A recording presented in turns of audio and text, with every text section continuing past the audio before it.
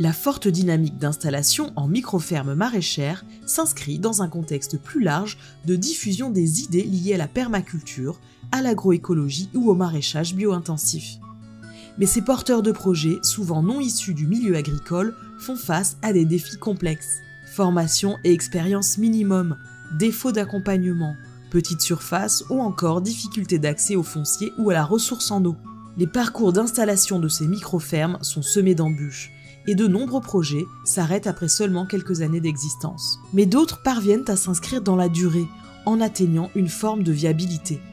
À l'aide d'une méthodologie commune et grâce à l'implication des réseaux de conseil et de l'enseignement agricole, le projet MM-Bio, conduit par l'ITAB et ses partenaires, a pu dresser un panorama des micro-fermes maraîchères bio et de leurs conditions de réussite et de risque. C'est un projet, déjà il faut le souligner, très partenarial. Dès le montage, on a mis vraiment les partenaires du développement jusqu'à la recherche, en passant par l'expérimentation, la formation. Pendant 3 ans, les partenaires du projet ont conduit des enquêtes auprès de 42 micro-fermes maraîchères bio françaises et ont recueilli de nombreuses données et témoignages.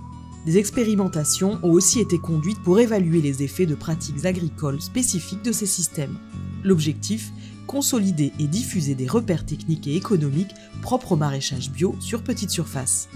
Le premier objectif, c'était de connaître, de mieux connaître, parce qu'on n'avait pas vraiment de référence. Cultivées selon les règles du bio, ces micro-fermes s'inscrivent souvent dans une démarche visant à combiner les deux grands principes de l'agroécologie, diversification et autonomie.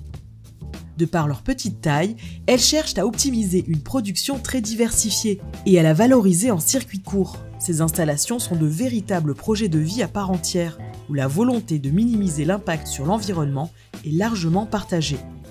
Elles ont de nombreux points communs, mais recouvrent aussi des stratégies très diverses. L'idéal est bien entendu d'aller voir ce qui se passe ailleurs et d'aller se tester avant de se lancer. Parce qu'il n'y a pas que le côté culturel en fait, production, il y a une grosse partie, et surtout au début, administratif et économique. Et là-dessus, si on ne maîtrise pas les chiffres, on peut vite se retrouver coincé en fait. La typologie MM-Bio distingue 4 groupes. Le groupe 1, avec 9 fermes et un revenu inférieur au RSA. Le groupe 2, avec environ 15 fermes et un revenu compris entre le RSA et le SMIC. Et les groupes 3 et 4 avec des revenus horaires supérieurs au SMIC ou supérieurs à 1,5 fois le SMIC. Quand on gagne le SMIC, en tant que maraîcher, c'est qu'on est un bon maraîcher. Le maraîchage sur petite surface peut sous certaines conditions générer un revenu confortable, mais c'est aussi une activité prenante physiquement et mentalement. Simplifier la complexité et ne pas faire d'économie sur l'ergonomie sont 2 piliers de la réussite. La viabilité économique d'une micro-ferme maraîchère bio est à portée de main. Le projet MM-Bio a produit bien d'autres résultats encore, notamment des évaluations de pratiques au sein d'un réseau de stations d'expérimentation avec les techniques de densification de cultures, d'association de cultures et de fertilisation.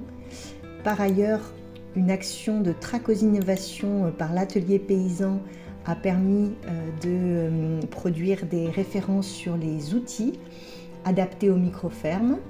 Enfin, vous voyez ici apparaître l'ensemble des livrables du projet MM-Bio avec des synthèses de données, des cahiers pratiques, des vidéos et vous trouverez l'ensemble sur le site wiki MM-Bio.